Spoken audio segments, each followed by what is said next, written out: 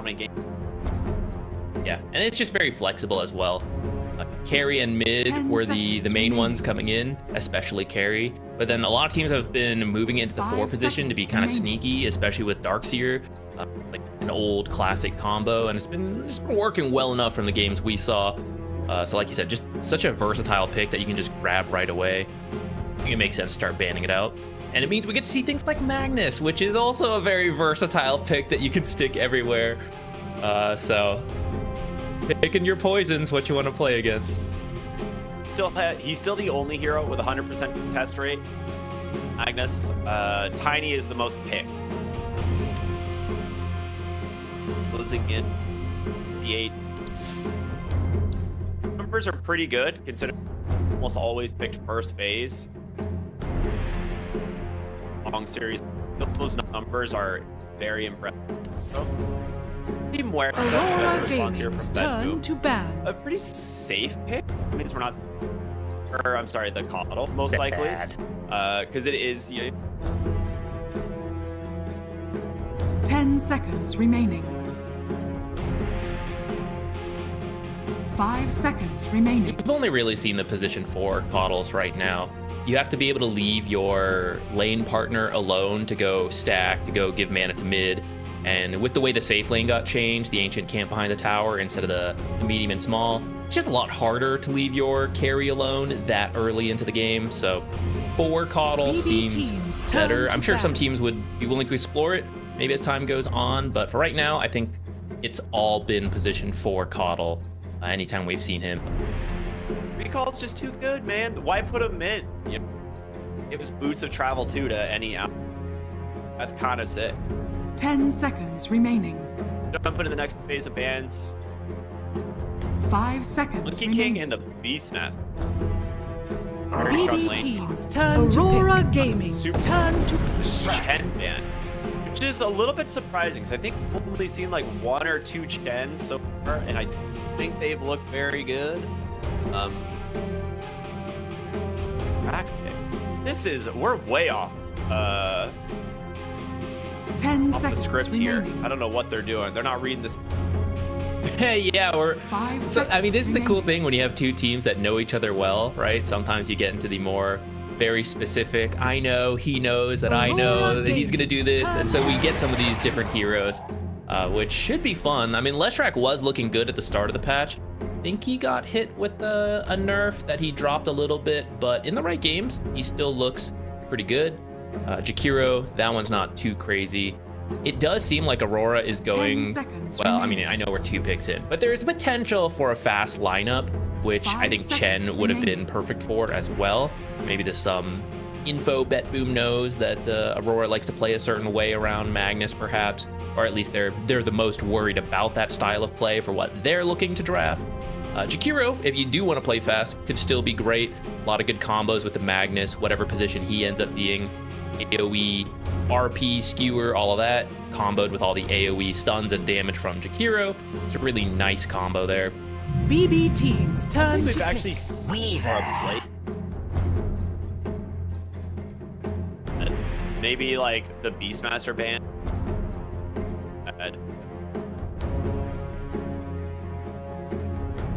But as of now, we're gonna see the Weaver come out, so probably the 4 position running Hive Mind. That's been kind of the staple for it. We mixed out.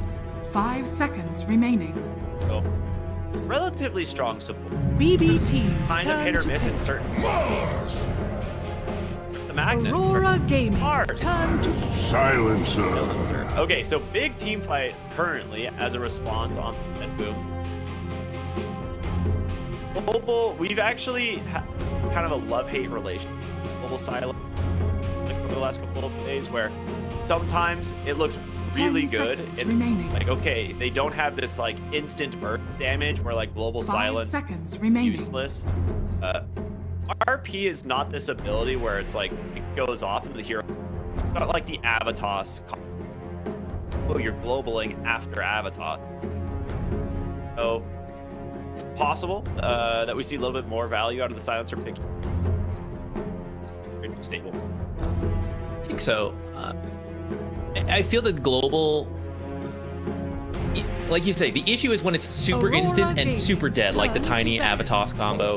RP is usually a more combo-oriented ability. You got a team's turn to RP, bat. skewer, ice path, meteor, tornado, like everything coming in, right? So you could interrupt that combo with the global, and that would be, you know, more value to it, I think. So I like the idea. It should be good in the lane too. It's annoying for Weaver to deal with. 10 seconds Not that Weaver remaining. won't also kind of be able to do what he wants, right click and all that, but you want someone 5 strong to fight back seconds versus the remaining. Weaver, especially because Weaver's pretty low health. So when you bring a lot of the damage that Silencer does in the lane, you turn to can ban. make that Weaver be extra careful in the laning stage instead of just free reign harass with Shikuchi. Yeah, like that. I'm a little bit curious to see how this Lestrak and focus to me. 10 seconds remaining. Lestrak does the 5 secure, seconds remaining. so he shouldn't really struggle too much. Going up against EMP makes it a little bit more difficult to get your spell. They do go ahead and actually ban out Super Spirit, which is a kind of a cool idea because this could be Carry Muerta for Pure and a support Lestrak. So we've seen this actually. These are heroes that get flexed a lot. I think as a support with Sand. So I would like to see it because now you'd be dodging the rough matchup lane with a new hero. Something like Puck doesn't seem bad. Wild part would be Aurora bringing the coddle Gaming's back. Turn to ban. Everyone caught off guard. Lestrak would really crazy. make use of the mana. I don't think he's as good at the reduced cooldowns as some combos like Storm and Ember, but I mean, it'd be kind of cool. I feel like we're just gonna see the 4 Muerta. It seems plenty useful this game with just the calling and the dead shot like 10 usual, seconds but remaining. maybe we've got some cool stuff coming up here. 5 seconds remaining. Dude. Yeah, I'm excited to see this Invoker at least. We haven't seen as much since they kind of like changed his facets around again. This Leshrac Invoker matchup we've seen before, but I don't know if it's different now because of the way it's changed. We've had this right-click Invoker for a very long time, but the recent changes seems like it shifted him back towards that spell casting, which we knew in the past, but how that compares to modern Dota, I'm excited to see. The Silencer might be a little annoying. And then the Abaddon picked here at the very end. I like this idea. I think for a long time, this Abaddon was being picked really early in that first phase because he was considered so good. We were saying earlier, right? It's like, oh, Abaddon's available, grab him.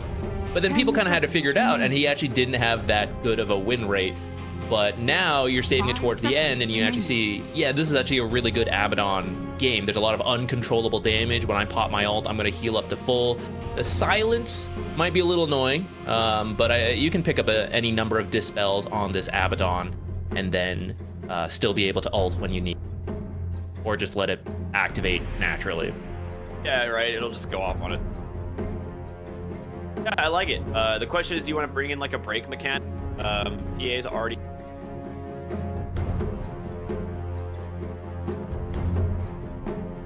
Biggest Silver Edge. Madden is the tiny, and he's already banned.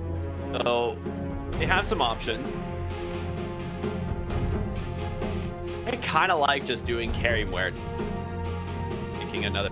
Well, the downside is that like hard lockdown, and that's like, she'd be good into the Abaddon matchup, but as soon as she gets RP'd, it becomes. I also feel Muerta carry is a little slower than some other options. I feel like, I mean, we haven't seen the Leshrac lately, but usually he's a pretty tempo hero. And I feel like Silencer Mars can also come online fast. The Muerta support is very strong early. So I like the idea of a carry that comes online a bit sooner. Yeah, kind of like the Slark. His modern builds are, you know, a lot of smaller, medium items. So the flow of power is really easy. He doesn't care if Abaddon's living forever because he's stealing a million stacks. He's like, yes, please live longer so I can get even more Essence Shift stacks from you. And then you've got the Dispel for... when you see the RP combo coming in, you might remove it from yourself, or if you pick up the Death Shroud, you might actually save your teammates who all get RP'd. I'm such a Slark hater. I feel like this. talk about a love-hate relationship with Global Silence. Like, this is the ultimate love. I actually really enjoy Slark, but I feel like it is a hero where you have to absolutely obliterate your lane. 10 seconds Have any sort of remaining. game. You can have 40,000 net worth on Slark and do 5 absolutely seconds nothing. remaining. So I am not really sure what's going to happen against the Abaddon Magnus. I think it's scary, but if he's able to actually dodge the RP back or save people in RPs with Depth Shroud, I think it gives them like I don't think it's going to win the lane though. I'm pretty sure it's going to get crushed in this, but we will see. Offlane Magnus, you just max the Shockwave. Just do with internal empowerment, you just value point wave. Does not do well against that. You have a silencer who punishes that type of spell spam, so maybe you bring enough regen, you get through that. Eventually, you pick up, right? Your team starts making space, just doing things while you catch up, do a couple items, and then it'll come down to just, like you said, a very skill-based, high potential pick here with the dodges on Dark Pack. You got to react fast. Or very well known for his mechanical skill, so I want to believe he can do it. You're right. Sometimes if you just fall behind on Slark, you can be as skilled as you want in the world, but it just flat because this hero needs to survive to start to pick up the essence shift stacks, and then he gets scary. And if you can't survive that initial burst, depending how the game goes, then it can be sad, especially when spellcasting Evoker's back, right? You might just get burst by some Cataclysm combo or something. Did I hear us? I'm excited, man. This should be a good game. For those of you who are just tuning in, it is Aurora versus Bedboom, and it's just this massive showdown of Eastern Europe. Former teammates all going head-to-head for the final spot here. Yeah, let's just take a look at the facets here. Nothing too surprising. All mid invokers are going the Zorf facet, Life Mind, Icebreak, Empowerment. Pretty good stand. Yeah, everything exactly what I was expecting facet wise. I don't think I've really seen anyone take the alternative facet for Slark. Getting the immediate essence shift stacks on Pounce like helps you build stacks even faster. I like it. We used to see the other facet for Leshrac, but I think with part of the nerfs, everyone's going Misanthropy now. So that might be different than what people are used to. It allows some very aggressive plays under the tower, because previously you used to dive and it would go on the tower, but now it just stays on the heroes and creep. So if you clear up that creep wave, you have to be very careful about being doped by a Leshrac mid. 3 runes for Bedboom here to actually get an upside. Did I hear a squeak? You can't cheat there. I am very curious to see how this Slark's going to do. I feel like the mid lane should be pretty straightforward for the Invoker. It's might struggle like the first couple of levels, but once you have multiple points for EMP, go all that much.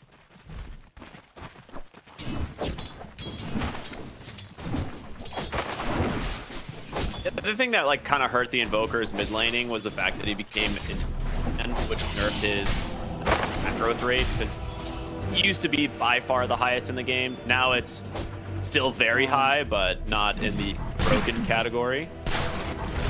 Yeah, it's at least enough to take him out of just being another right-clicking hero.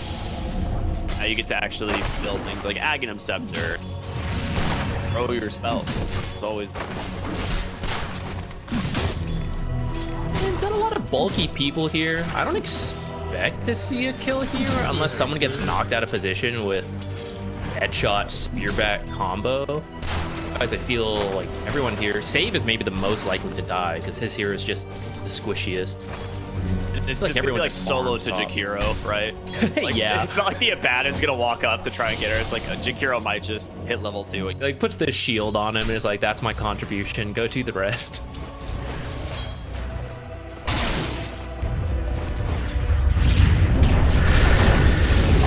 Mid lane, we might be seeing that first blood GPK. Kind of exactly what I talked about. Shoves in the lane and then just runs down the Invoker with 2 points in Diabolic Edict. And Invoker, unfortunately, only level 2, so you can't even try to, you know, tornado and run away, anything like that. Yeah, very, very good kill from GPK.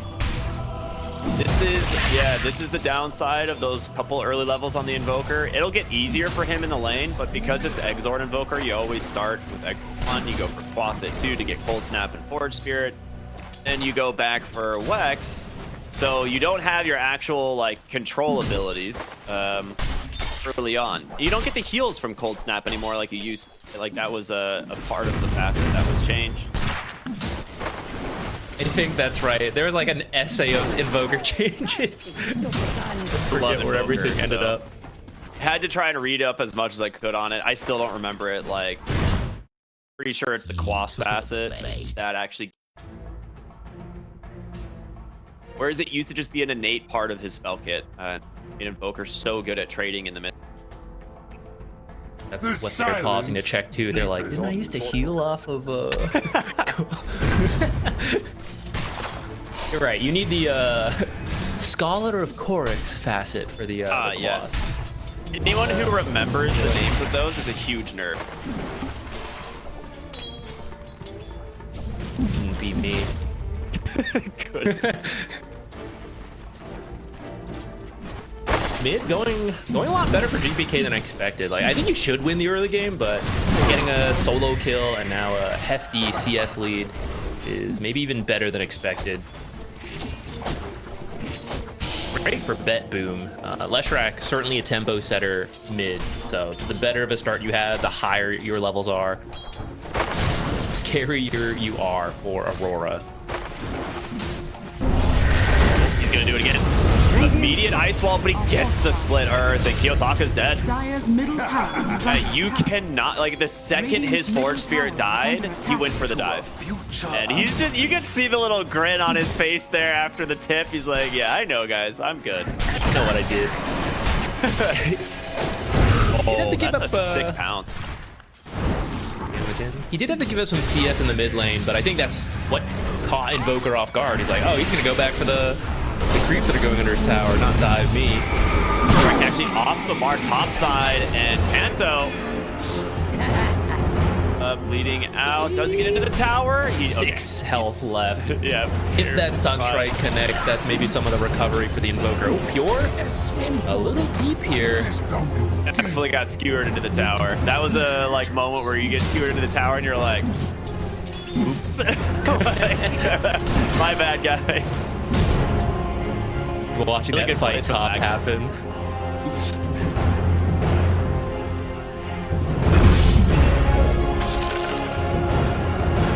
Nice Sunstrike. Okay, there we go. He's on the board. Recovery for Invoker. Very necessary because he's actually already 1,000 behind the Leshrac. Pretty rough. Invoker's early farming speed is not very good. In all the different iterations of his build, it's never been excellent farm speed. So if you fall far behind right away, you just don't feel Invoker's impact for ages. Having to build a Midas as, like, your first item in most games on this hero behind feels, yeah. And I do have to wonder if Invoker is too much of a one-trick pony right now where he can only be played as this Invoker. Which are scanning. A little bit sad, right? I don't think we've seen either of the other facets get picked, but you'd have to imagine that if you're really worried about the lane, maybe you sacrifice the Exort Invoker and you look for X Invoker is kind of a little weak right now. Hard to balance like 9 different spells and 3 different facets and everything. I agree. I hope to see it buffed to the point where you pick Invoker, but it could be maybe 3 different styles of Invoker, right? The old Boss Flex, Exort spell casting for damage. Who knows? We're getting kind of low, but I think he should be okay as he's under the tower. Mir actually walked into the tower there, took a lot of damage. Toronto, Tokyo, okay, Shockwave and 1 won't be able to. You're salving up, but you won't actually see him, just right out of vision. Not played. Great body block from Panto. Sunstrike's gonna come out, connects on Tamiro, brings him pretty low, but Silence will prevent any more spells from the hero.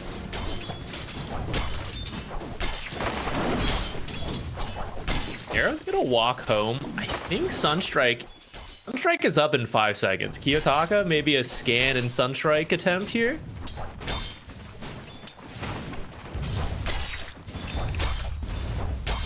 Okay, he's not confident on where it is.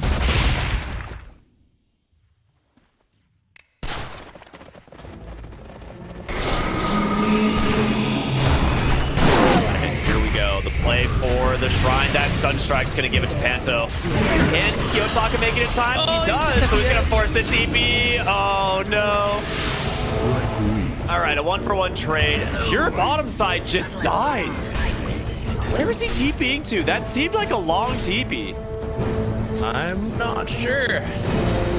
Maybe also watching that shrine fight, deciding if he should come in, but unfortunately, looks like another skewer back while that's happening. Silencer had left. Good on Aurora to recognize that Slark was vulnerable at that time, and is going to get a kill and a lot of tower pressure. I don't think... Actually, you might take this because they all rotated out, right? No one can even come here. Positioning there with the Force Spirit to... is under attack. He does have a ward that saw this rotation already, but they're putting a lot of pressure on the mid lane. Don't have Edict to actually deal damage to the tower, but that's a big Sunstrike combo on the GPK. They got him. Still goes to Panto. Shield rune picked up for Miro. Okay. Finished up the bottom tower in the meantime. I feel like the Sunstrike, I wasn't sure about this Invoker impact, but a lot of Sunstrikes have been connecting. Here, the block on the bounce. Yeah, that's so well done by Mira. Just to Toronto, Tokyo. That's their 3rd kill onto Slark. And we're saying in the draft, you know, this hero can be a little sink or swim. 3 deaths is maybe suggesting thinking. I'd say more on the drowning side. Can't drown. He started sinking a while ago. He's a fish. He can't drown. But you can sink. He's gonna be back in Dark Reef here. Lore bird. For all you lore nerds out there, you're welcome. Mid lane Mira still has the tail end of the shield rune, just trying to dive Katomi here. He is level 6. Does he have a Sakuchi? No, he's forced a time lapse. Just 1 second away. Very good attempt. That new urn. Just try and get that kill. How the lane started, Midas timing's not the worst. Oh, he died real fast. Anthropy does so much. 1100 pure damage now at level 7. Oh, I couldn't possibly do math. Those aren't even numbers. Oh, I don't, I'm not doing the math. I remember it being roughly around there.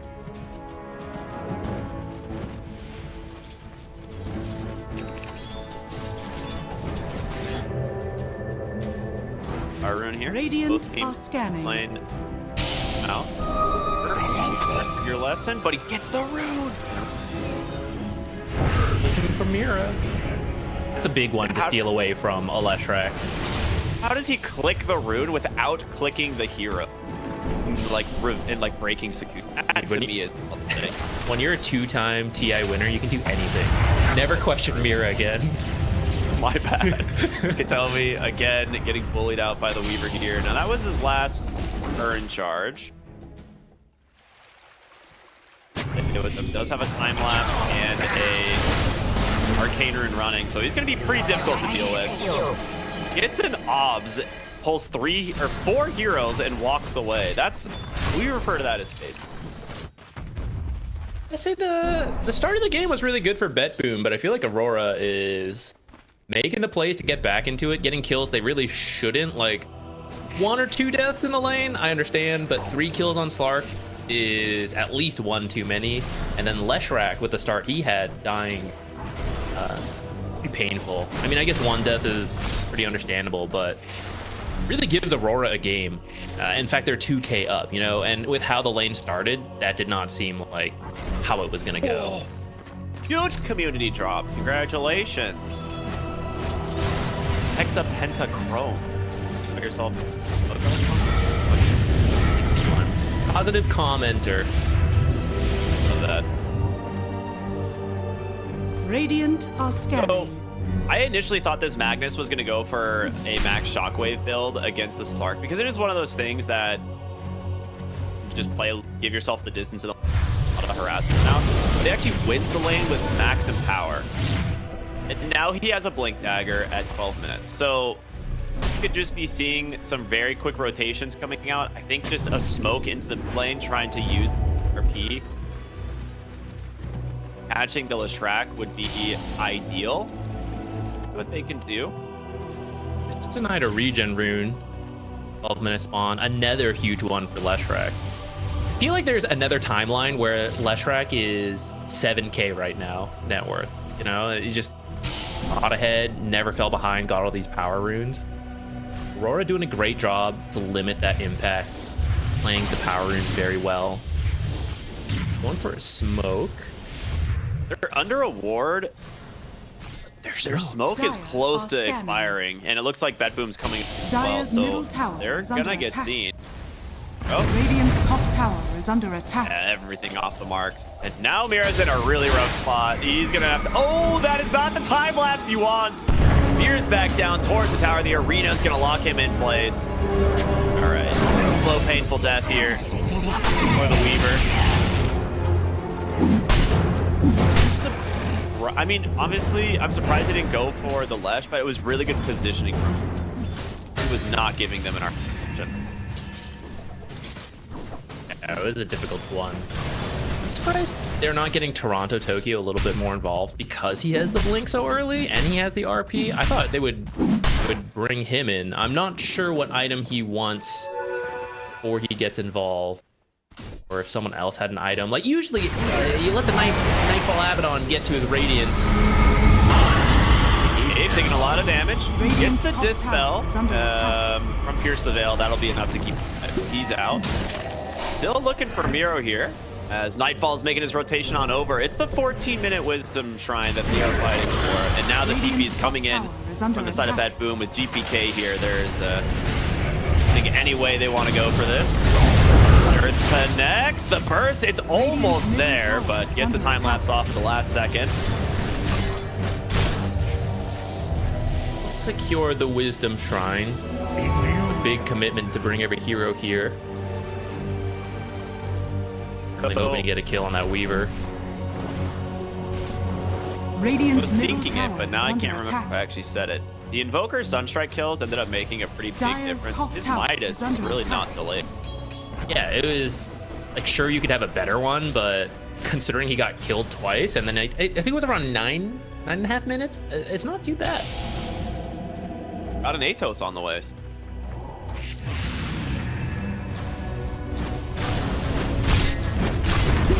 Aurora wants to focus down this tower. We'll finally get it. Well, Radiant's top tower is under attack. Which gives us a few seconds to remind you all to be following Fissure here and everywhere that you can. You can type !F in chat. About to type !F in chat here for pure question mark. Yeah, that might be more necessary. He's gonna go for the Shadow Dance TP. He's fine. We got him. I'm surprised they went for the skewer away from the Sunstrike, if I'm quite honest. It should have been a kill. A miscommunication there. Yeah, that was definitely a moment where he had like pressed skewer as a Sunstrike was casted, so I got confused about whose team was on who, and I was like, oh, the Sunstrike missed the Magnus, and I was like, no, wait, they're on the same team. Why did that just happen?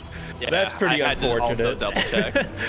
It's unfortunate. They do get the Tormentor off of forcing Pure out of there, so not a total loss, but gotten the kill as well. Both of these supports on Aurora have some of the best shards in Dota, so it's incredibly value. Whereas on Bet Boom, obviously in Silencers would be much better, but if you end up getting like the Muerta shard from Tormentor, it feels like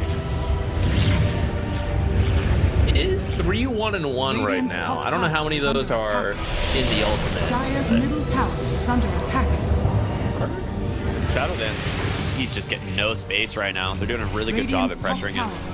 Mid lane, it's going to be the Abaddon, not the hero you really want to commit on. It falls suddenly level 11 with the Radiance completed. Radiant's top tower is under He's attack. having moving great around game. him. RP is up in 20 seconds. Well, you're gonna lose Panto, so maybe you gotta wait for the Jakiro here. Radiant's middle tower is under attack. Big arena bottom. There they go. Both supports dead right away. Maybe the arena wasn't necessary, but they get it. Secure your kills. We can turn this into maybe a push for this tier 1 tower bottom. Ball. AP considering making his way down Radiant's there to middle prevent tower it. is under attack. I think it's fine to grab that Weaver. Honestly, I don't think Weaver should die with it. I think you just let Panto go. So, if you're gonna be given a second kill, you have to commit the arena to actually secure it, because otherwise that time lapse is gonna get him out.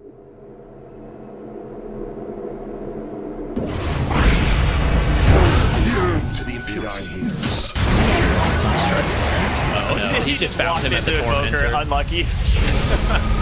A mid lane. Ato's out from saves. Gonna be able to lock down the Jakiro for the moment. The macro pyre doing some work, but in comes the rest. That boom, and they will absolutely Dire's cancel that middle tower TP. is under attack. Once there. I mean, you have a 5k lead on Aurora, but that boom making some good Dire's moves. middle They get the tower mid has tower in fallen. response, and the Orchid is done on Pure. So he's looking to try and just fight with his team, it seems.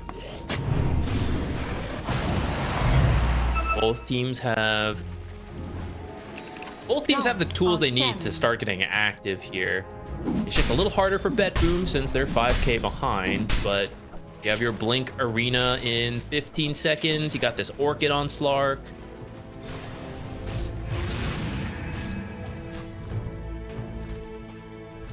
One's gonna come top, but Aurora seems to know this is where Bet Boom's at. What items are they waiting for? Weaver's Yules is pretty close. Dire's top tower is under attack. EKB is almost done on Toronto, Tokyo. Dire's structures are That'll be their fortified. power spike to start getting active.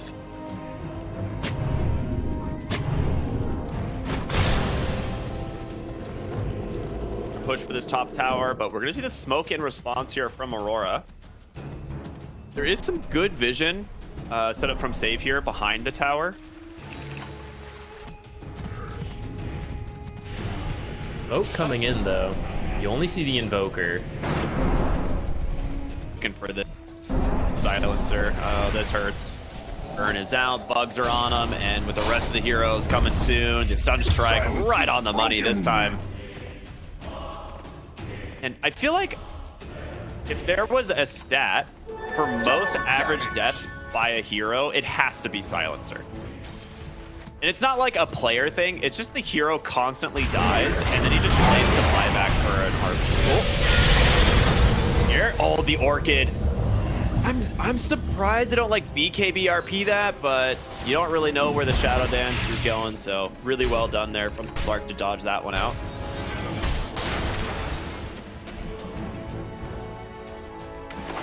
Completely avoiding this. They did a fast TP on the Invoker bottom to see if they could catch a second kill after the silencer, but Arrow was well aware of the risks, very careful in the back.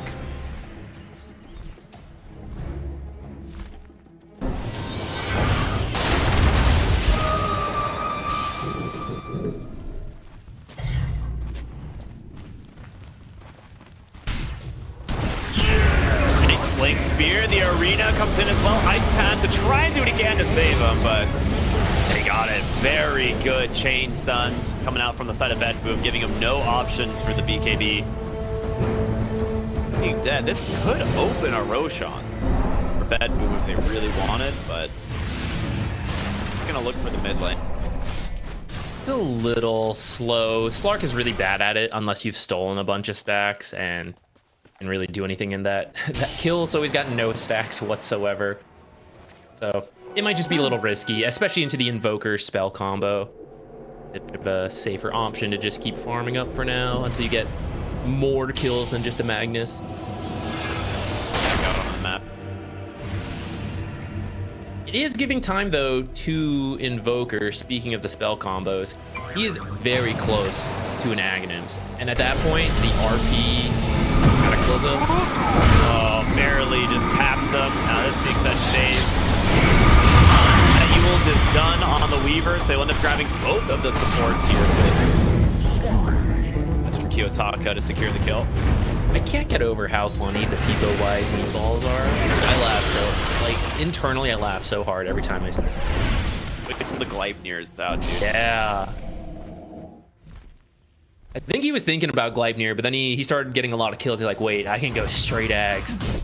Yeah, I think that's usually how it goes. I think it's almost always the Midas Ags and maybe like a Beak just to have the upgrade for it, but the Ags is just so good. And they managed to grab themselves a really nice kill. There's the Cataclysm. Follow it up. Oh boy. They are getting some really big kills here on Aurora, staggering these Death Climbers. Able to use this as an opportunity to go for Roshan. Abaddon is much better at it than Slark. I don't think you can really even stop it. You don't have your Leshrac for 30 seconds, so you just gotta start pushing out the other lanes as quickly as you can. Just know that you're about to have to defend for 5 minutes. It's been such a quiet game for Nightfall. He was 0-0 and those 3 assists might have been like running by a hero with Radiance or something, you know? Like, I don't even remember him showing up to a real fight, which is fine. Like, the Abandon scales very well. You mentioned it earlier, like they don't have good ways of his ult at all. Like, you can silence him, but it's still gonna go off. Yeah, I mean, there's a power spike to the Abaddon where around the time when he feels the strongest. If this game goes really late, Slark will feel like a much better carry. So it's very important for Aurora to make use of this first Aegis. They've built up an 8K lead. It's been a very good game for them so far, but if you do make a major mistake, throw a big team fight, you're going to give room for Slark to get back into this and become the true carry of this game. For now, though, he's at 1 stack, so he's got a long way to go. No RP. Okay. Very close there. Now the Beetles out from Mira aren't. I'm not sure if he was just scared of a Nightfall coming in, and so he pounced. But either way, really good dodge on the Slark there. Does not get caught from the map. Ready to go. They've got everything available. They want to find a big fight on Aurora. They're smoked up, looking for the Leshrac. You see him on the rune. Instead, no, just gonna settle for save. There's your Meatball Meteors. Just gonna get burned from the Radiance here as well. I don't think you're making it out of this one, buddy. Auto attack there will do it. We're on the hunt for another target. He actually does find them. He's close enough. That's a global, though. Really nice setup, but he got the Sakuchi off in time. The arena whiffs. No one's inside. Slark now tries to just double pounce to safety, but here comes the rest of Aurora. Nice spear. Will be able to put Toronto Tokyo out of position, but now they're just going to settle, quote-unquote settle, for GPK on the Leshrac. He is all alone. The 5 heroes of Aurora will surround him. That was a really fast silence from Pure. Otherwise, you lose 2, maybe 3 heroes there. So you kind of minimize your losses, but that is still a very good fight for Aurora, getting the kill onto Leshrac, take this tier 2, and it's a decent creep wave. I mean, maybe you go chip tier 3 a little bit. Radiant's bottom tower has fallen. They want to play it safe. They want to wait for the RP again. Ends up knocking him the wrong way there. Okay, hold up. That's your Aegis. They can TP in to try and prevent a second death. Jakiro is nearby. Map out, but yeah, speared right into a tree. They've got pounds, multiple silences. Your Invoker just died twice. That is a very costly death. Seems really greedy. Like, you get the kill bottom, you take the bottom tier 2. Like, the natural response is Bet Boom to go push out top and mid, you know? So for Invoker to go by himself, maybe it works, but there's a very high chance that they're grouped up like they were and they actually just kill you twice. That was your Aegis. So you traded for the Tormentor, right? That's the exchange. You're like, we get Tormentor, but you get our Invoker twice. And like, I don't feel like that's a super great trade, so we'll see. Like that's a move that works in out. pubs. Just want to quickly remind you all that you're watching the official broadcast here of Fissure Universe episode 4. We're happy to welcome you guys to this event, and hope you guys enjoyed it. It's been a lot of fun so far. We got so much more Dota still to happen, so making sure stay tuned. Come to the playoffs tomorrow. With one of these teams. Yeah, one of these teams has. It's actually wild. One of these teams is. Radiant's I keep tower forgetting is that. under attack. It's a tough field of competition right now. Professional Dota in general right now is one of the best states it's ever been in terms of like The skill. amount of top teams. Yeah, the amount of top teams. That's the better way to put it. Yeah, like there's like 8 teams that could win any tournament. Like that, we don't really see that. Usually it's like 2 to 3, but there's Radiant's a field middle of teams tower is under competing attack. for like first place every season. I hear a horn toss off the mark. He's just going fishing. Even without the ages, they are still strong enough to do this. Ball up front. That is going to be a really nice spear, though. That will pop the ult here from the Abaddon. A second pounce comes in. We'll lock him down. There's the arena, though. Gets the blink out. Big gap, though, from GPK on the backside. Gets right on top of him, but he's able to survive for now. They're able to take down the Weaver. RP is available. Toronto, Tokyo struggling to get his hands on anything hiding out, but a big cataclysm to Meatball. Goodbye, Slark. They managed to take down the Muerta as well, but they get the Invoker skewered all the way through the tree line somehow. Big EMP is going to burn the mana out for the rest side of Bedboop. BKB now out from Miro as he's trying to get away.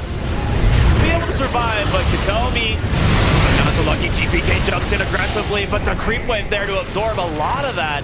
And the cold snap will find Katomi. 4 dead on Bedboom. What a fight from both teams. It's so important that they killed a Slark on that combo because that was shaping up to be the type of fight that Slarks love, where you start picking up a couple stacks, things are getting messy, and you just snowball the fight. But right before he hits that tipping point, he gets killed by the RP Cataclysm combo. I think we're gonna... Oh, wait. Radiant's top tower is under attack. We were gonna watch a replay, but they weren't done with the action yet. Here we All right, here we go. His blink out from Nightfall is pretty sick, right? Being able to blink under the Abaddon. I think his blink is getting delivered right now, right? That's why I was so confused. It gets delivered, he gets the blink out, but look at the positioning from GK. He wanted to go in. He did a lot of damage, just not quite enough on his own to finish things off. And then Toronto Tokyo, right before he dies, gets that RP onto Save and Pure. And the follow-up combo from Invoker just deletes him. I can't believe this spear knocked him so far back dude. through all those trees. Otherwise, maybe they kill him, but now that's so far for Leshrac to get to, which in the end he does commit back in, but there's so many creeps, it absorbs enough Diabolic Edict that he can't actually finish the kill. This was a very, very so close. It could have gone either way, but Aurora is that gold lead.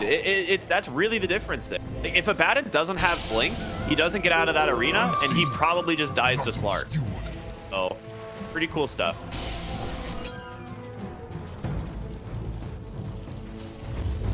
And another setup here potentially from Mira, but don't really know where the rest of Bedboom are.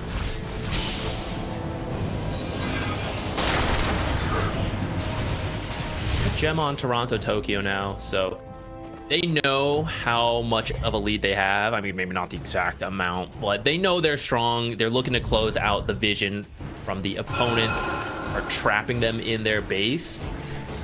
And you just need one big fight at this point. If you wait for the second Aegis, get a big fight in front of their base, and you'll destroy it. Like, these 3 cores are so quick at taking buildings. And you even have Liquid Fire from Jakiro. Weaver's not bad at taking towers.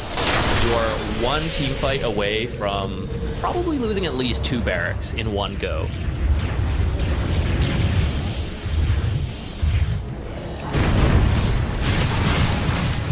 Look at some of the itemization for grabbing for. It looks like a Hurricane Pike for the Weaver. Kind of an interesting one. We don't see it all that often, but it is, for those of you who don't know, one of the only tools that can actually get you out of pounce. The way Hurricane Pike is coded is it's technically not a force staff in terms of the movement. It's if you use it on an enemy, it will still push you in the opposite direction and break the pound. So that's why we're seeing the Hurricane Pike there. It's very good in that situation. So he has Yules, Hurricane Pike as ways of surviving in fights, getting a reliable timeline. Cool stuff. You also got the second shard from Tormentor, I believe. So his farming speed went way up, and that's when you can become the fourth core for your team. Is under attack. Smoke wraparound. Falls just jumping in, trying to find these heroes. There's going to be the amplified damage. Supports stuck inside. There's going to be a Yule's global silence now coming in. Can he get the time lapse off? He won't be able to. This amplified damage is doing work, but here it comes once again. The Cataclysm just deletes the back line. 3 heroes dead on bench, boom. But now it's GPK versus Kiyotaka. With BKB still up, he's going to survive, but Miro not as lucky.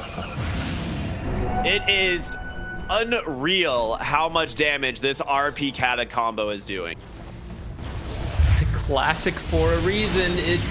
It's so tough to move in these fights when once you get RP'd and the slows are on top of you. At least 2 of the Invoker spells are connecting, if not all of them. Look at that damage dealt in that team fight. And see one more time. Leshrac even had an amplified damage, but he had to use it to blink. He had to blink away from Toronto Tokyo first, so he can't get in the middle of this fight with that rune going until the very end, where it's just a little bit too late, and in fact he's running into the Cataclysm combo, which we see so many kills happening at the same time. It just deleted the Huerta and Slark instantly, and the Silencer got caught on the back line by the Meatball Deafening Blast, so he just burned. So it's, in general, incredible spellcasting from Kiyotaka to not, like, kind of a meme like, oh, he's cataclysming, you know, RP targets, but every single Meatball Deafening Blast has been on the points as well. Yeah, and really, this is why the Slark pick was so dicey, and we're like, it could work, there's pros to it, but it is very scary when you fall behind to enter these fights, and you can just be deleted so quickly. You want a long fight as a Slark. You want to steal Essence Shift. You want your ultimate to heal you up throughout the fight, and you win that war of attrition, but just getting instantly deleted in all these critical fights so far.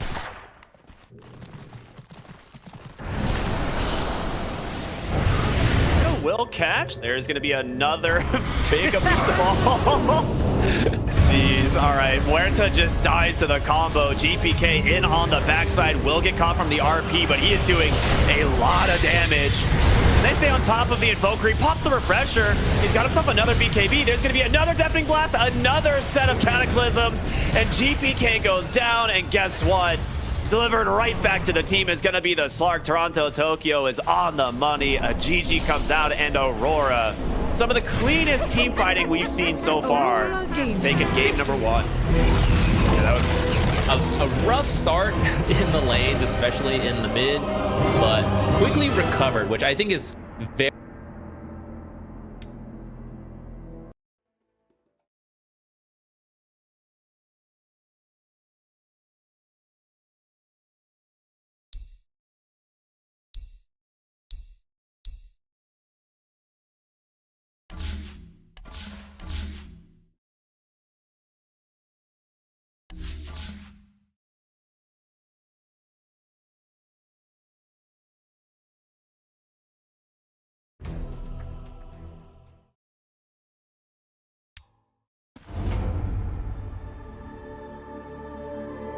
Thirty seconds to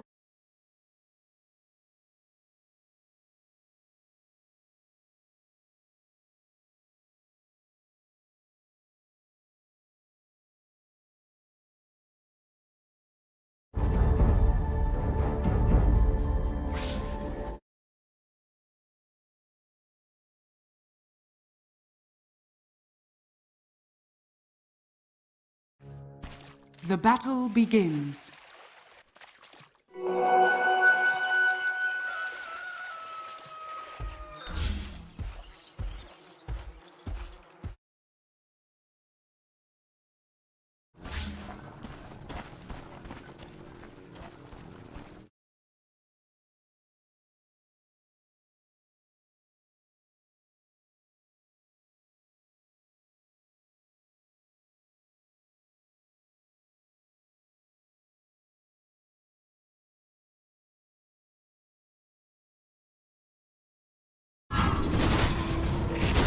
Dire's middle tower is under attack.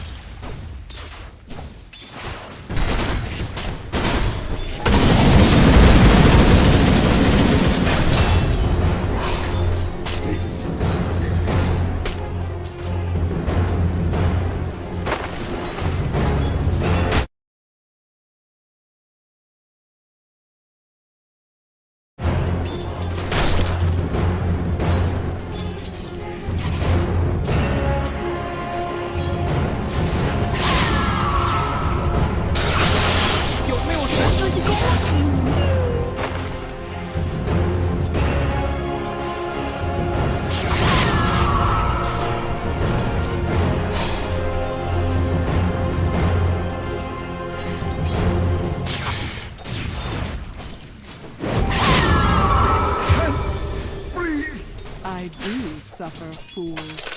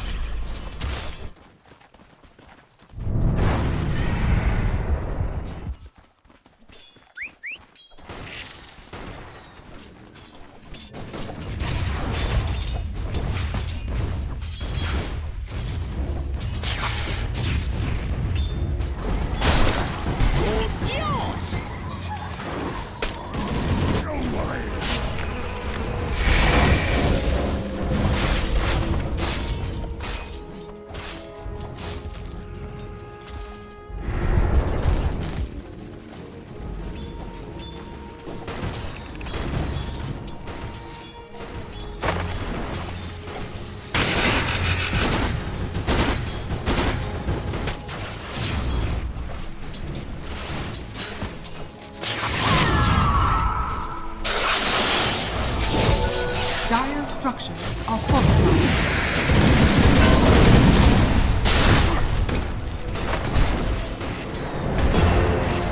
Radiant's top tower is under attack.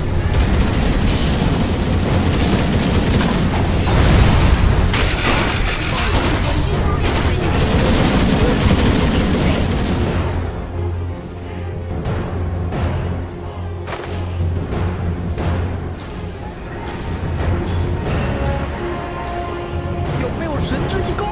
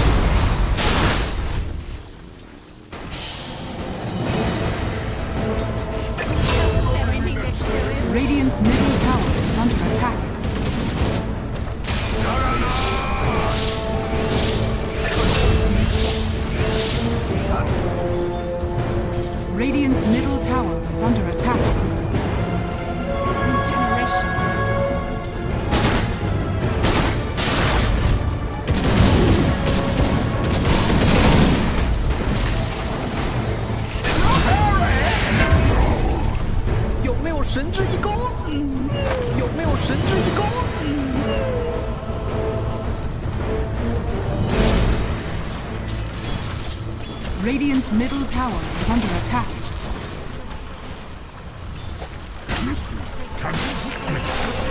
Radiant structures are fortified. Radiant's middle tower is under attack.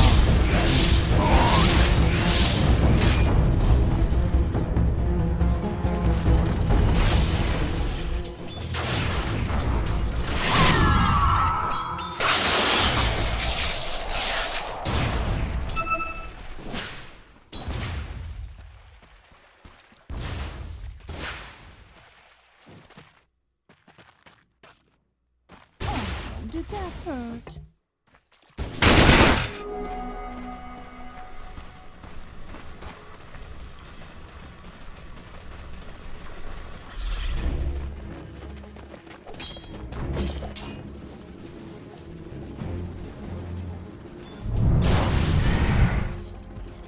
Radiant's middle tower is under attack.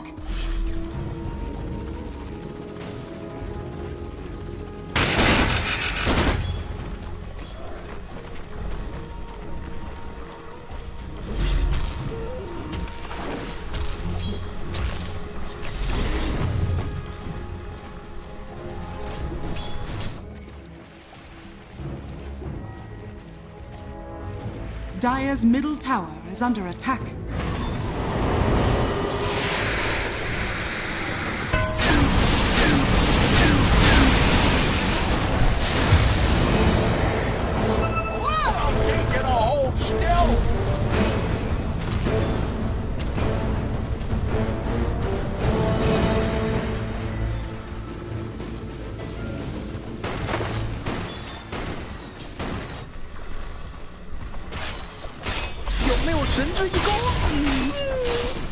Dire's top tower is under attack.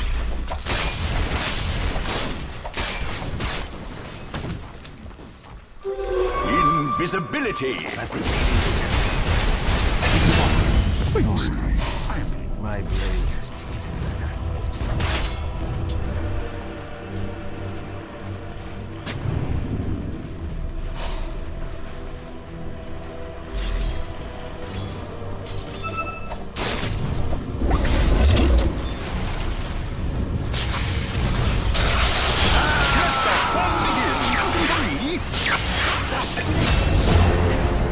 Blown away!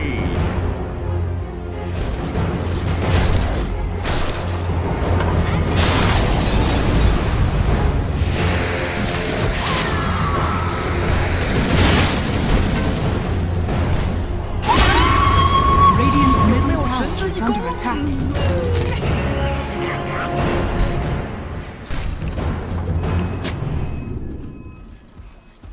Dire's structures are fortified.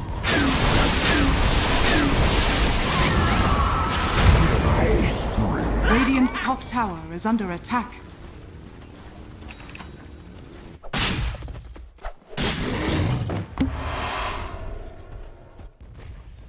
Dire's middle tower is under attack.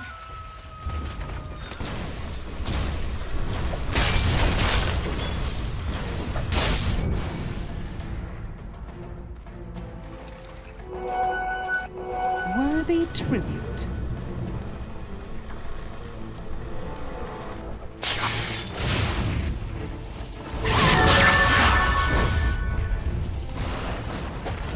Time to...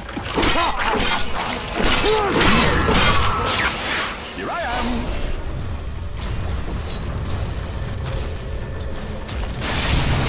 Juggernaut!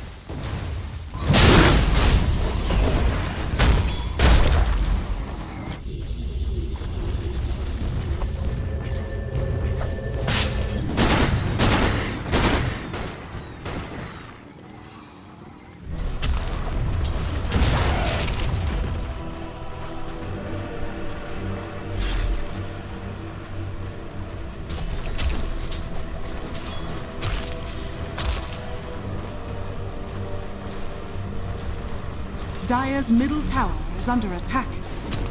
Radiant's bottom tower is under attack.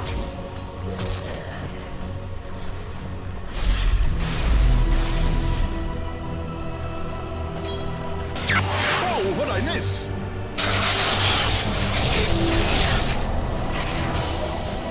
Radiant's middle tower is under attack. My finest work.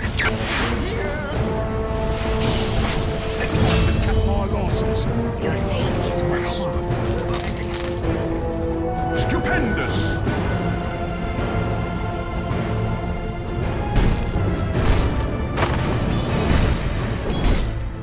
My lord!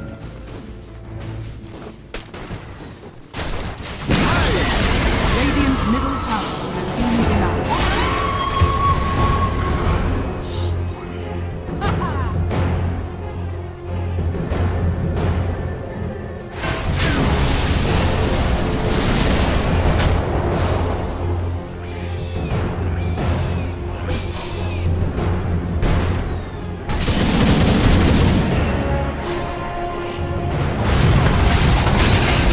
Dire's courier has been killed. Radiant's middle tower is under attack.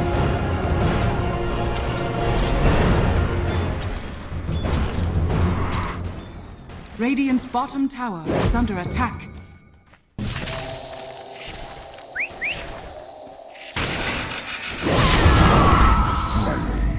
Oh.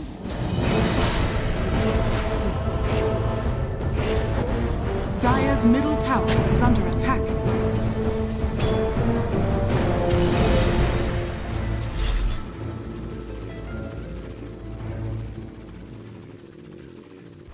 Radiant's bottom tower is under attack.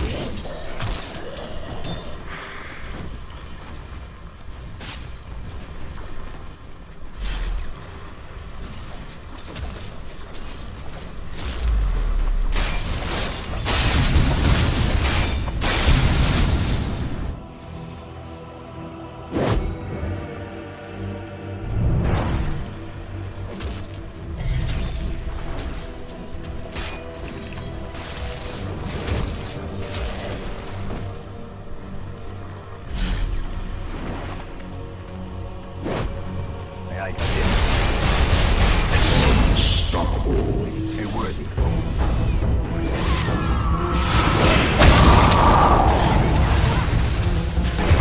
Radiant's bottom tower is under attack.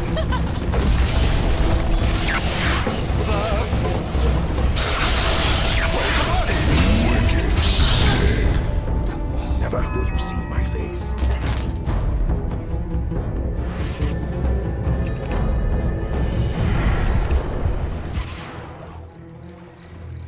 Dire's bottom tower is under attack.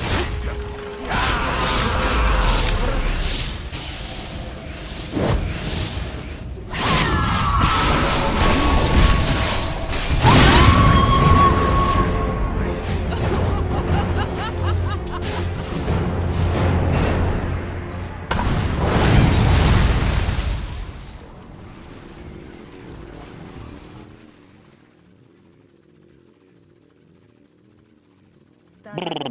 Ладно, смотрим дальше.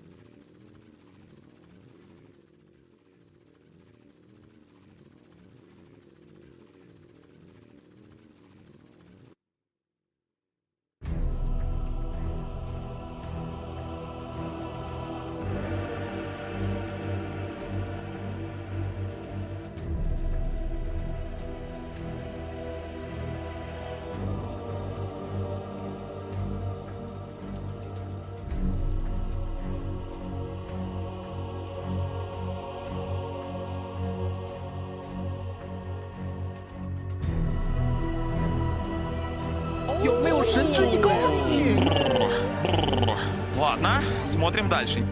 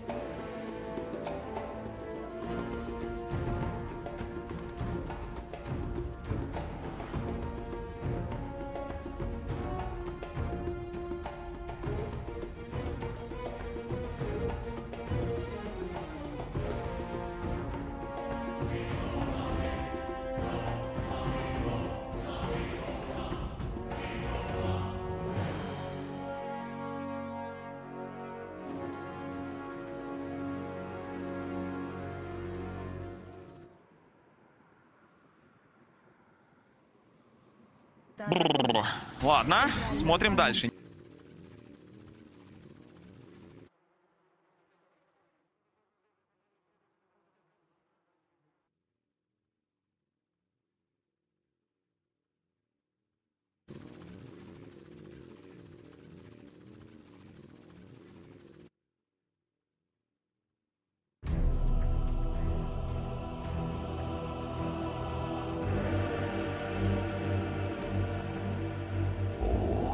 That's nice. Oh, that's nice.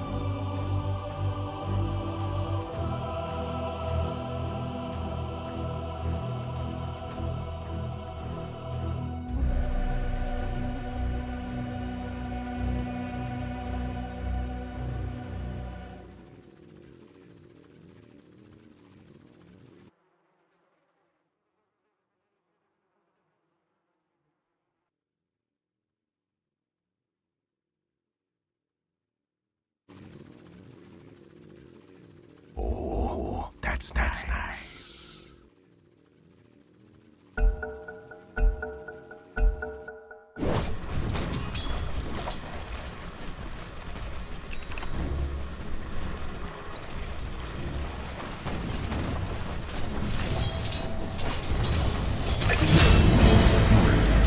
Dire's bottom tower is under attack.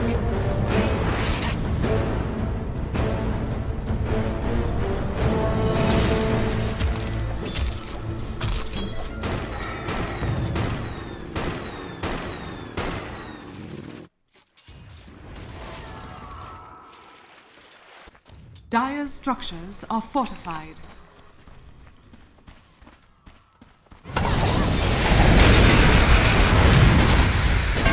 Dire's top tower is under attack.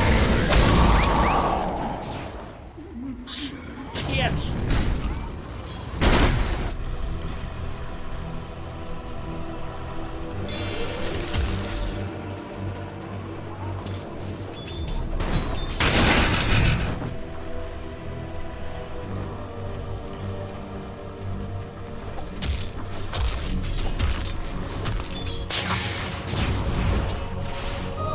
I've been wanting Radiant's top tower is under attack.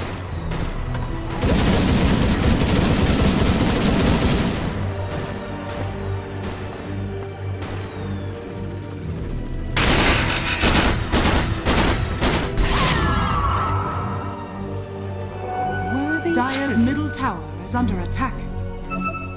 I'll take that as tribute.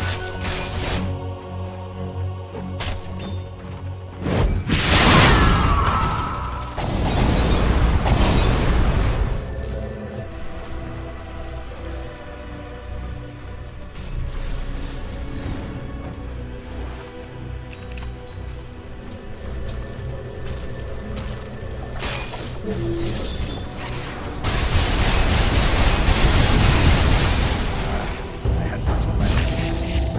Radiant's top tower is under attack.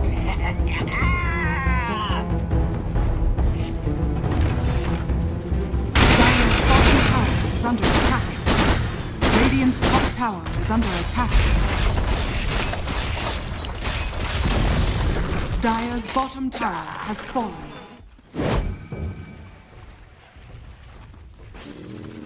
Dire's bottom tower is under attack.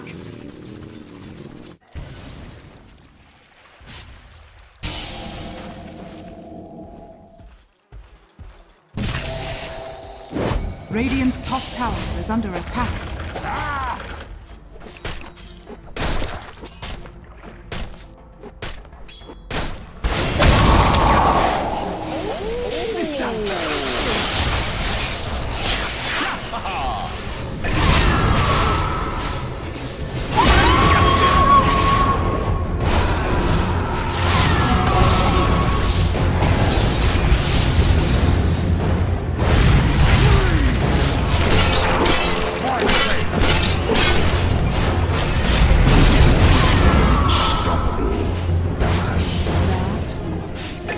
Radiant's top tower is under attack. Radiant's top tower has fallen.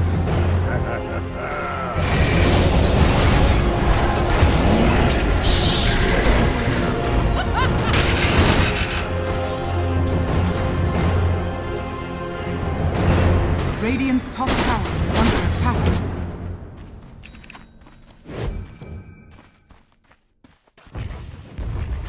Dire's middle tower is under attack. Dire's middle tower has fallen.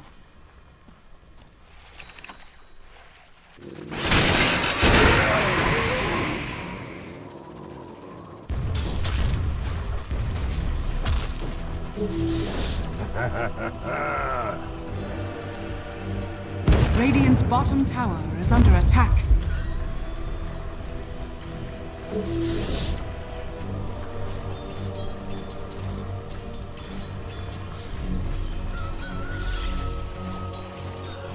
Let's get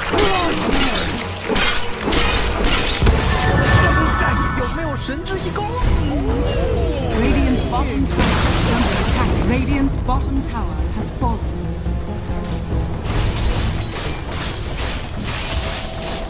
top tower is under attack.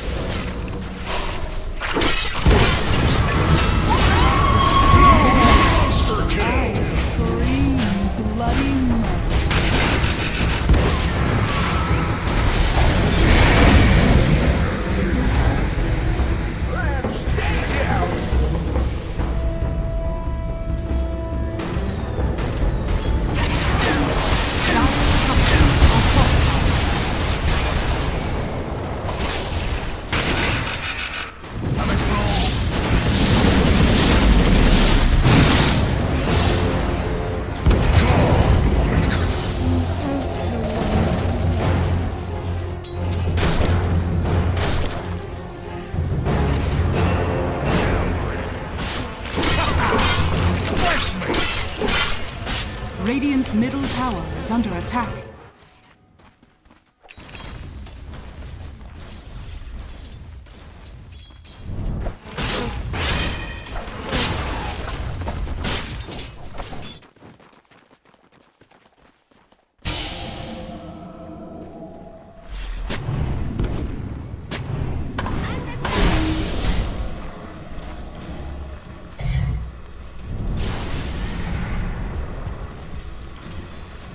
Invisibility!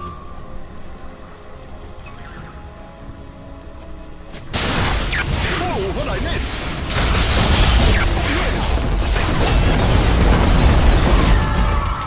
On your knees.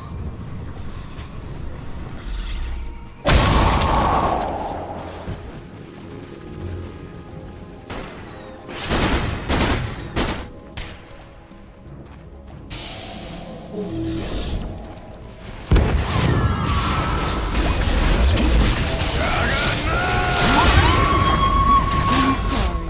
Did you say stop?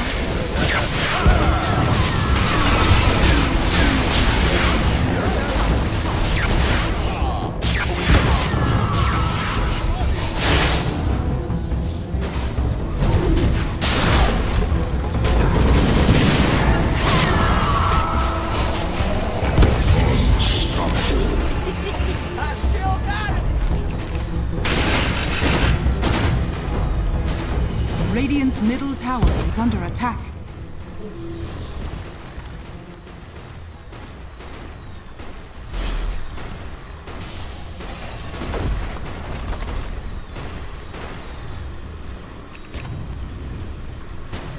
Radiant's middle tower is under attack. Radiant's middle tower has fallen. Time to post. Looking for me?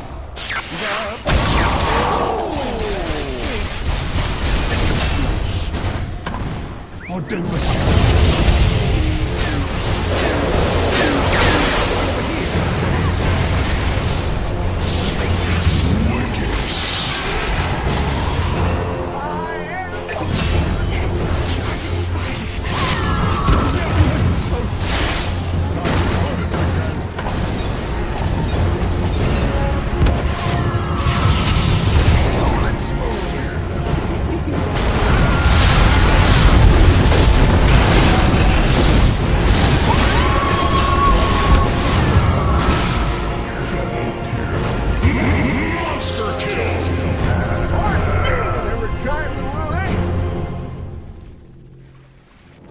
Radiant's bottom tower is under attack.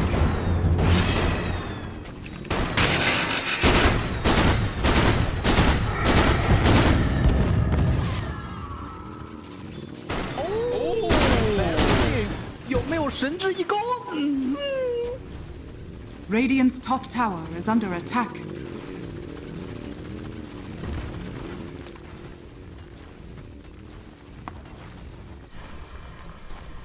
I'm a pain specialist.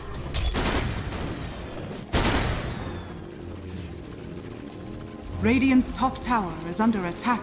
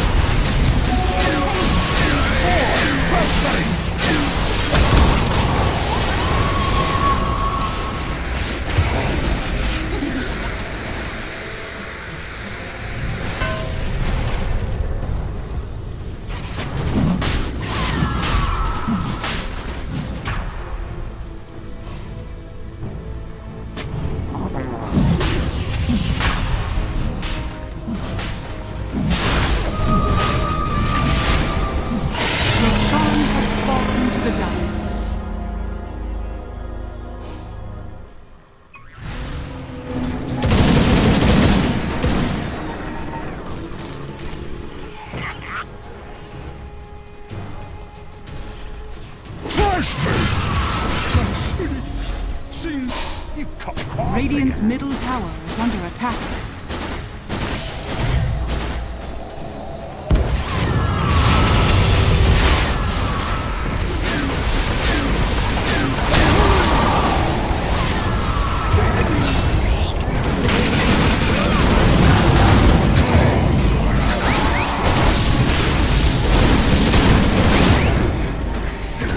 Dire's bottom tower is...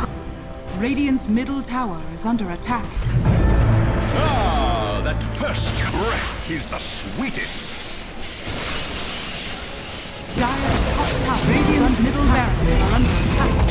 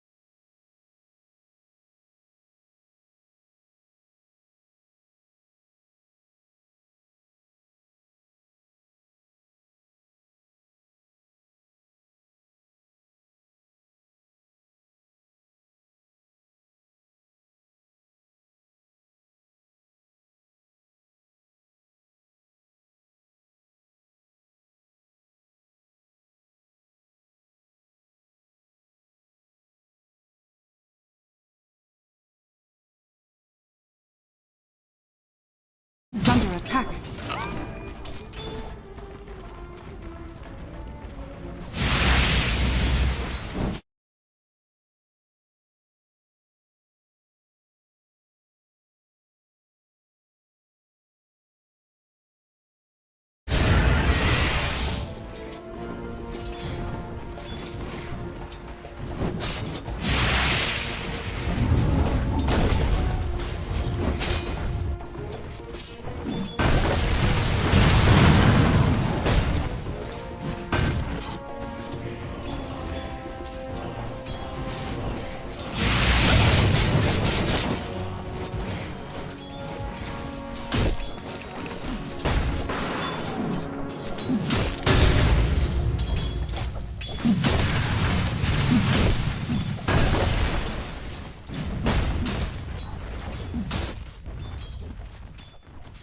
Radiant's middle tower is under attack.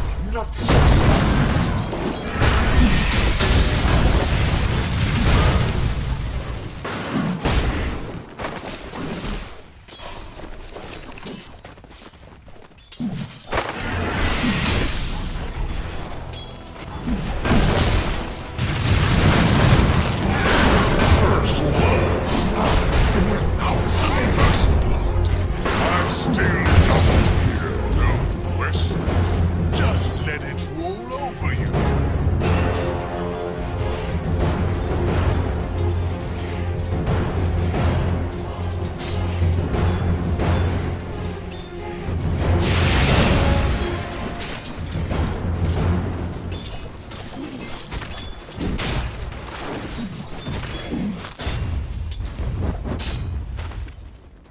Dire's structures are fortified. Place is here.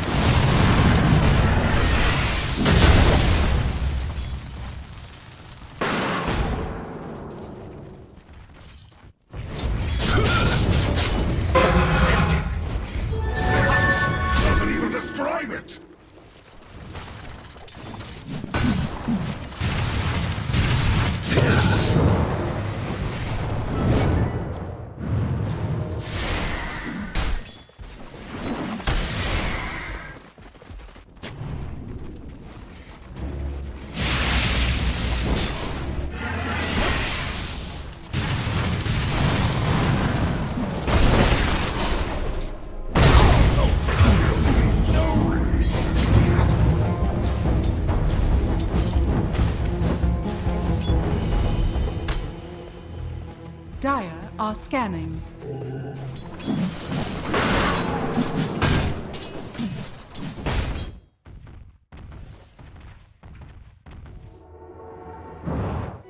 That should help.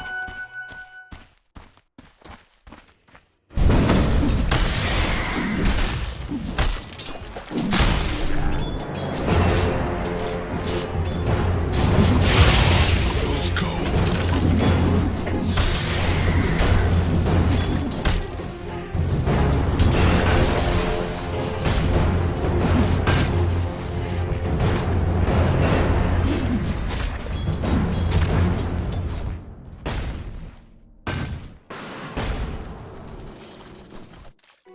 Less.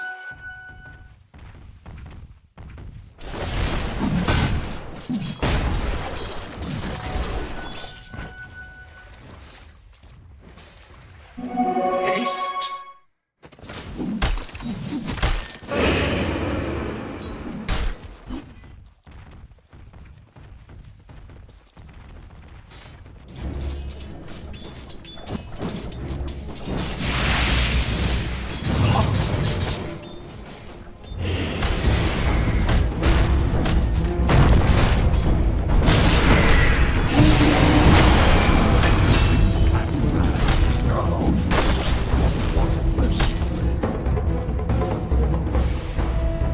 Radiant's top tower is under attack.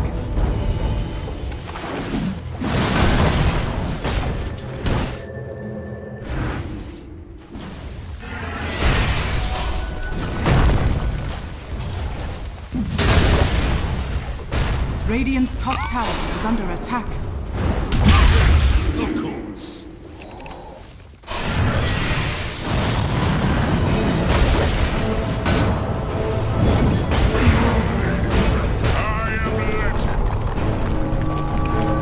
Radiant's top tower is under attack.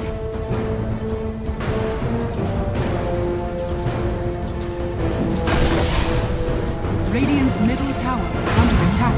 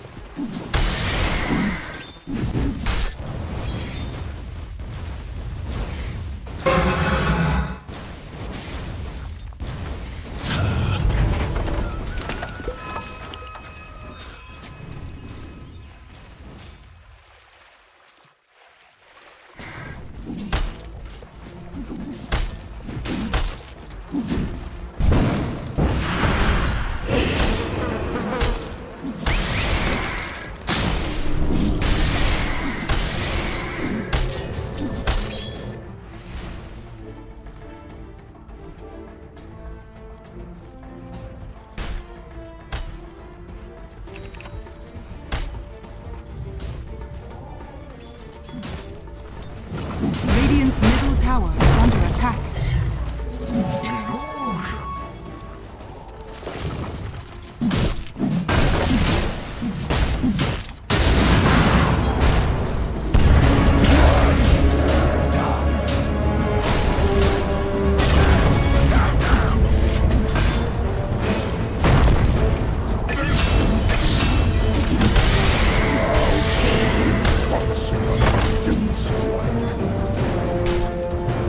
Dire's top tower is under attack.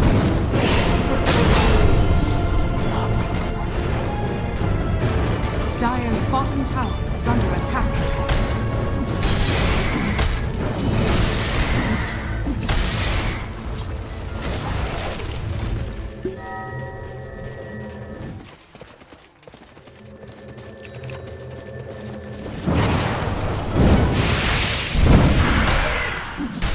Radiant's top tower is under attack. Radiant structures are fortified.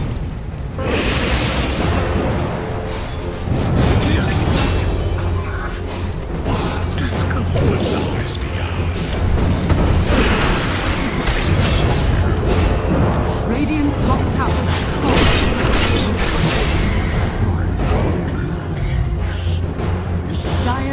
tower is under attack.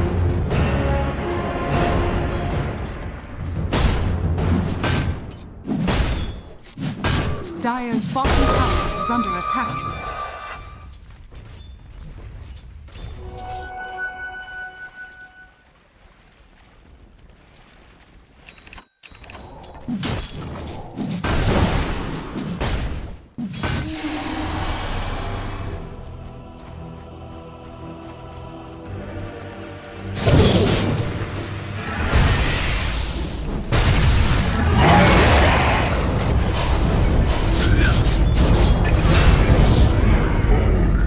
Lives must end.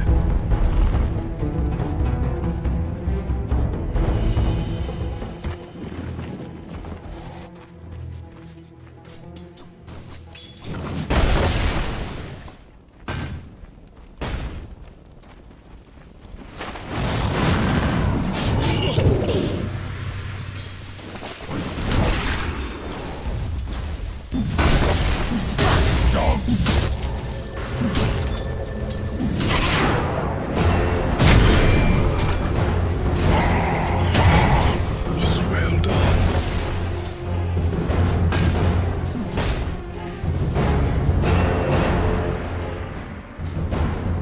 That should help.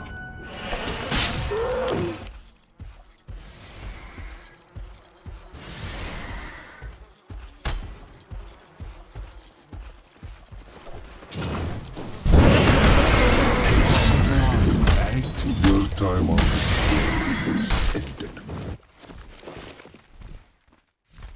Dire's bottom tower is under attack.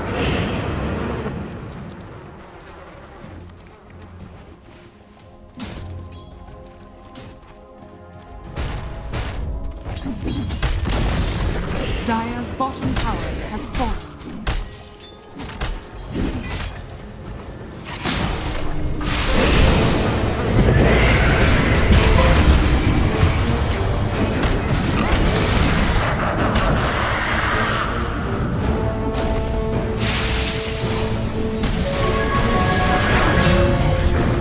Chaos and corruption.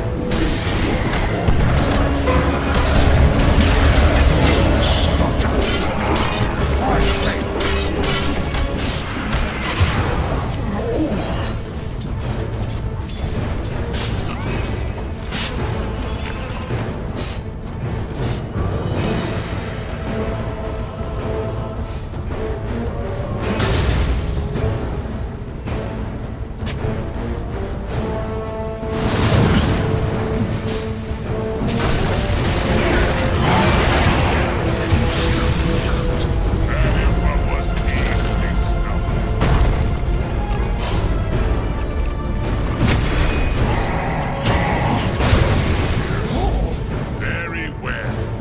I accept your surrender.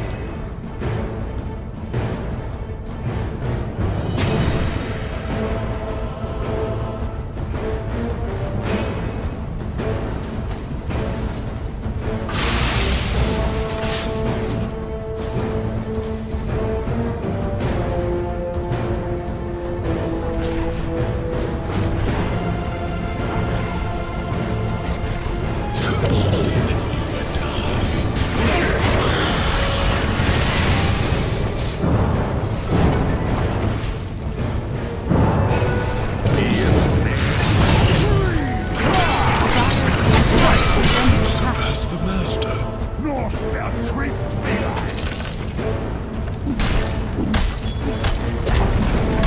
Dire's top tower has fallen. Radiant's bottom tower is under attack. Radiant's bottom tower has fallen.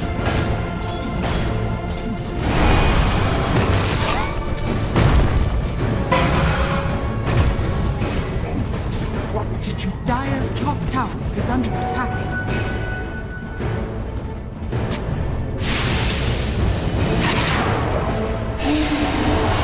Dire's top tower is under attack.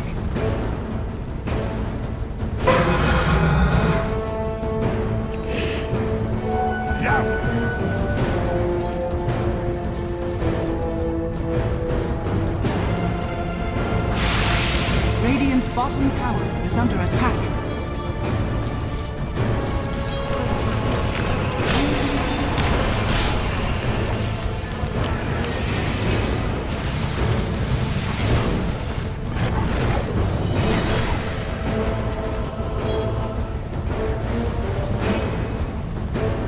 Radiant's bottom tower is under attack.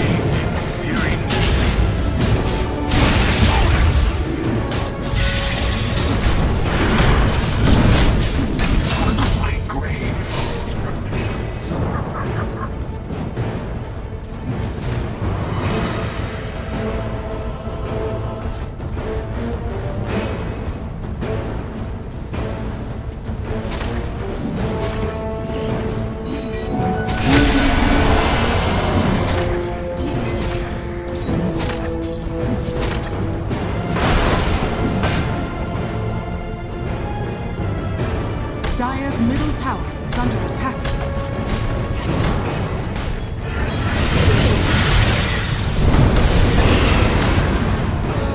Dire's middle tower is under attack.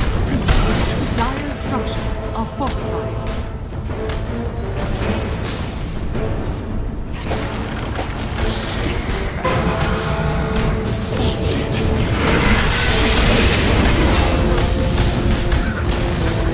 Dire's middle tower has fallen.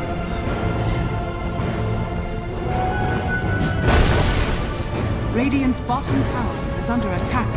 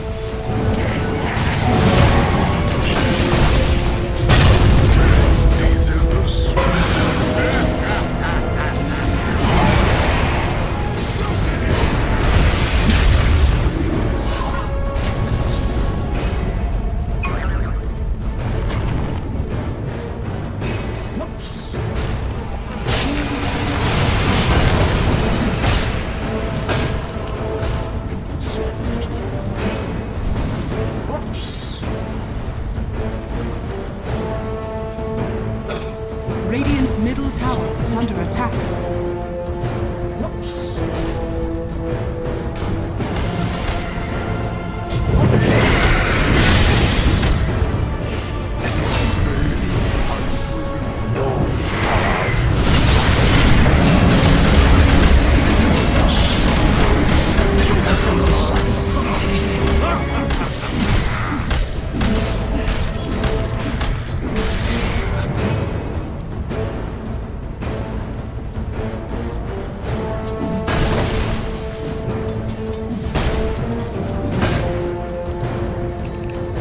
Dire's bottom tower is under attack.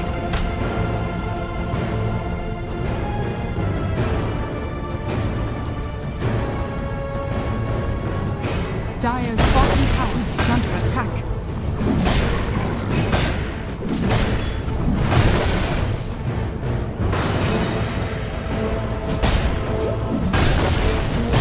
Dire's structures are fortified.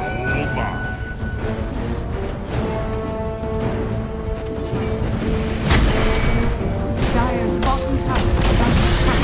Dire's bottom tower has fallen.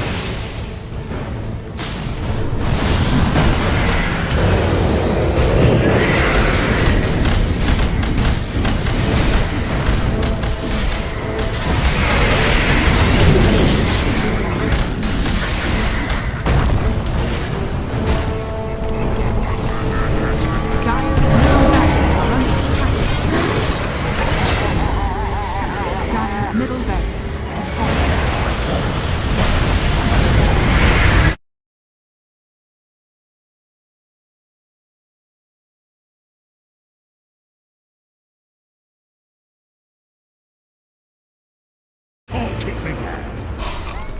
Here is snare.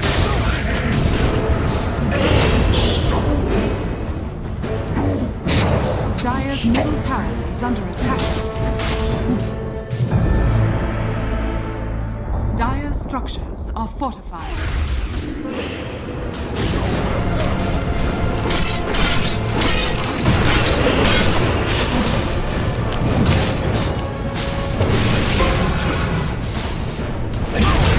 Of course.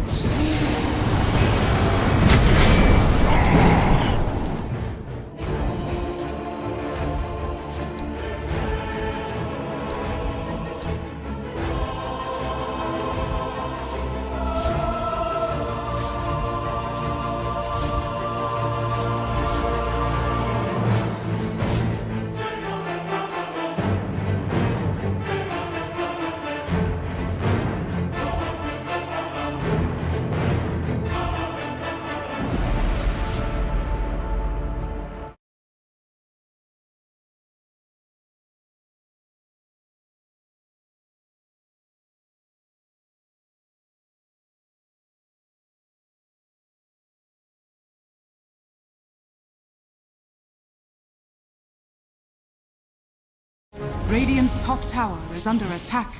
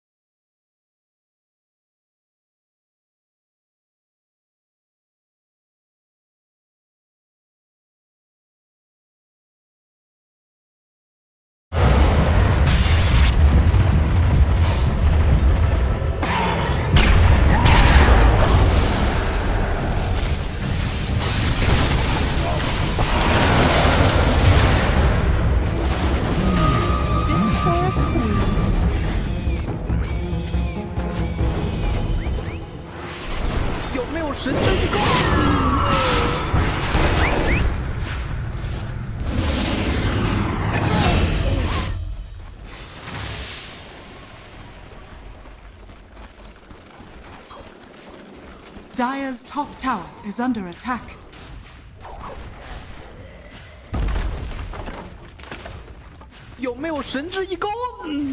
Dire's structures are fortified. Dire's top tower is under attack.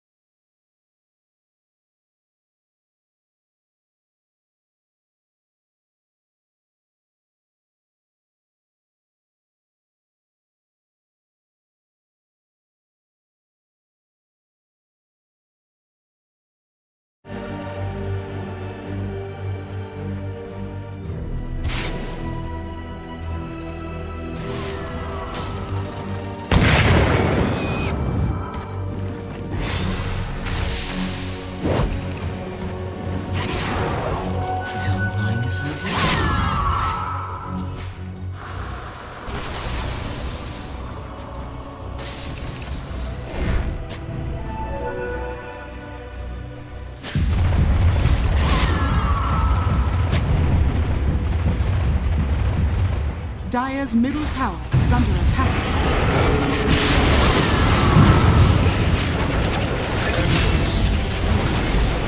Dire's middle tower has fallen.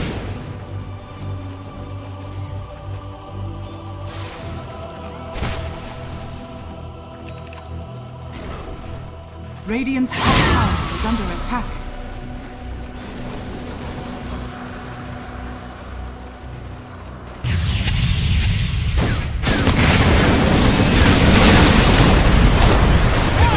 Dire's middle tower If you is weren't under so attack. damn dead, I'd shoot you again.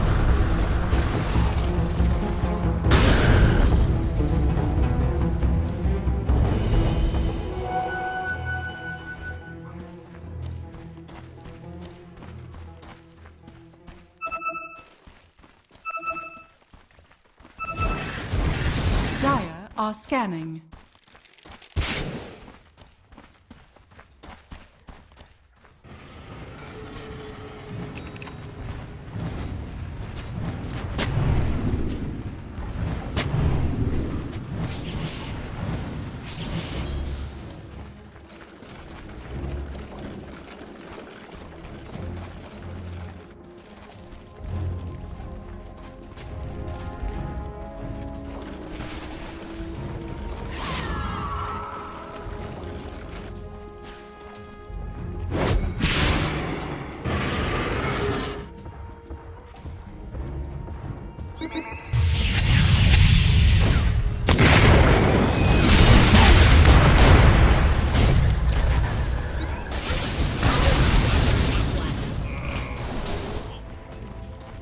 Dire's middle tower is under attack.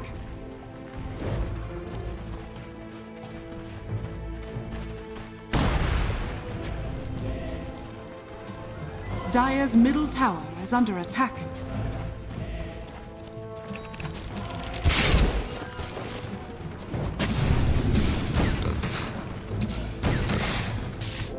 Radiant's top tower is under attack.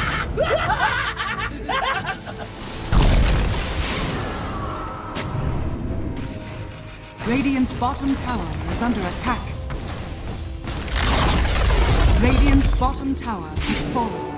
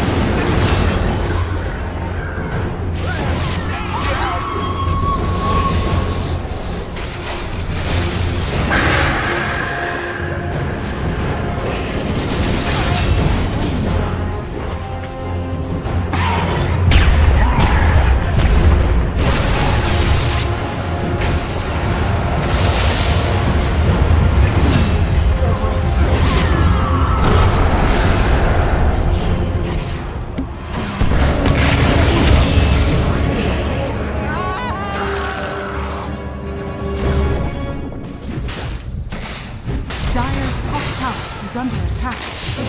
Radiant structures are fortified.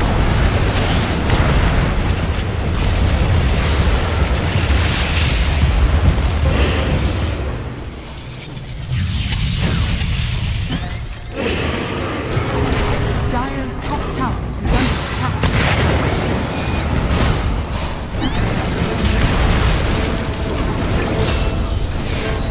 Dire's middle tower is under attack.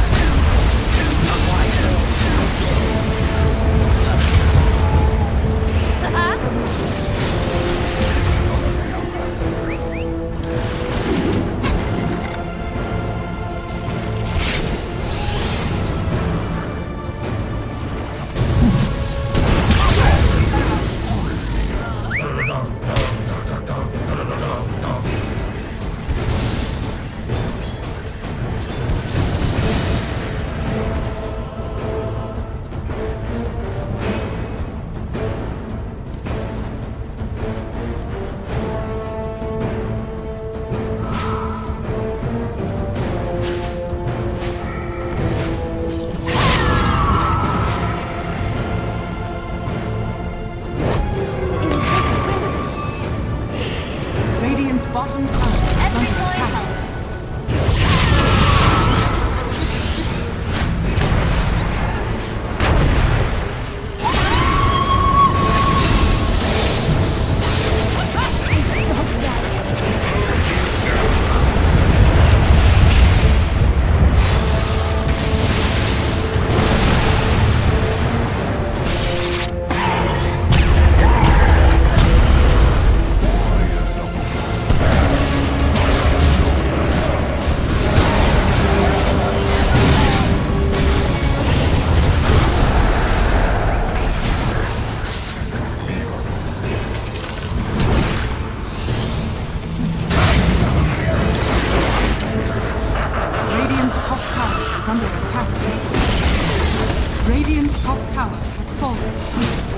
Dire's bottom tower is under attack.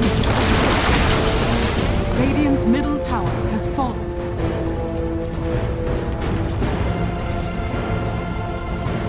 Radiant's middle tower is under attack. Radiant's courier has been killed.